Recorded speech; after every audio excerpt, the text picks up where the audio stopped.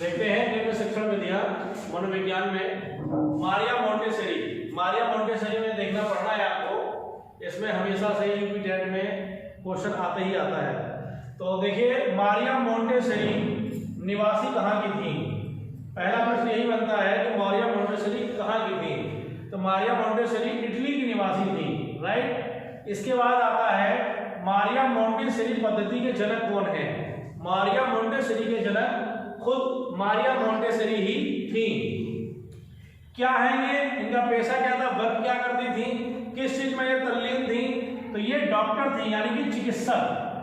Montessori कौन थी, doctor यानी कि चिकित्सक। इन्होंने खेल विधि पर आधारित क्वेश्चन दिए हैं। इन्होंने क्या कहा, बच्चों से खेल खेल कर सीखा जाएगा तथा ज्ञानेंद्रियों पर फोकस दिया।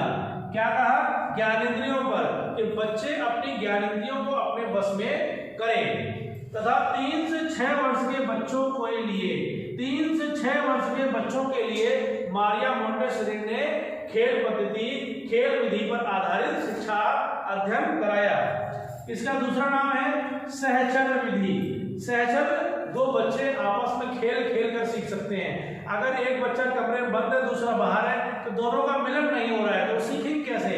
तो खेल विधि नहीं हो पाएगी, इसलिए इसका दूसरा नाम है सहचर्य विधि। इसमें क्या दिया गया था, देखिए लिखना आवश्यक है। पहले मारिया मोंटेसरी कहती है कि पहले लिखना आवश्यक है, पढ़ना बाद में है। मोंटेसरी क्या कहती हैं, लिखना पहले आवश्यक है, बाद में पढ़ना। आइए दूसरी विधि में देखते हैं किंडरगार्टन विधि। दूसरी विधि है किंडरगार्टन विधि। इसके जनक है फ्रोवेल। इसके जनक कौन है, फ्रोवेल। फ्रोवेल कौन है, एक शिक्षा शास्त्री हैं। फ्रोवेल एक शिक्षा शास्त्री हैं। इनका निवास है जर्मनी। इनका निवास है जर्मनी। इन्होंने किस पर जोर दिया, कल्पना शक्ति का विकास पर जोर दिया। किस पर जोर दिया, कल्पना शक्ति पर विकास पर जोर दिया कि अगर बच्चा कल्पनाशील है तो अपने विकास को चरम सीमा पर ले जा सकता है। किंडर का अर्थ क्या है, इस किंडर का अर्थ क्या है, इस किंडर का अर्थ है बच्चों का अध्ययन।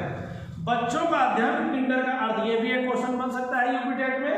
इसमें 4 से 8 वर्ष के बच्चों के लिए शिक्षा का अध्ययन रखा गया है। और वहीं मारिया मोंटेसरी में 3 से 6 वर्ष के बच्चों को रखा गया है। और किंडरगार्टन में फ्रोवेल ने 4 से 8 वर्ष के बच्चों को उस ग्रुप में रखा।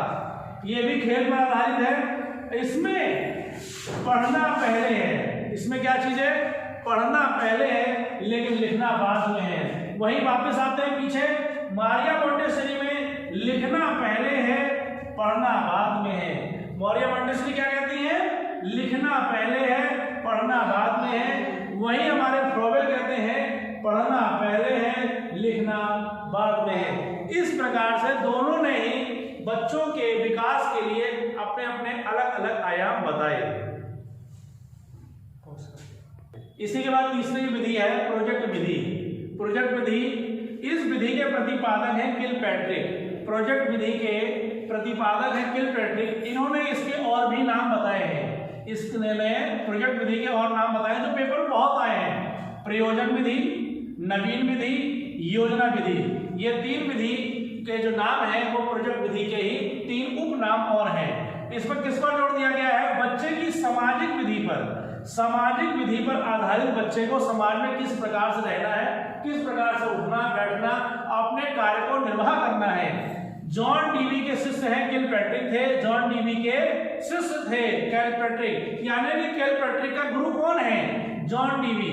संबंध क्या है, कोलंबिया विश्वविद्यालय में 7 इन्होंने पढ़ाई करी जिसमें जॉन डीवी ने अध्ययन कराया था। इन्होंने सोपान दिए 6।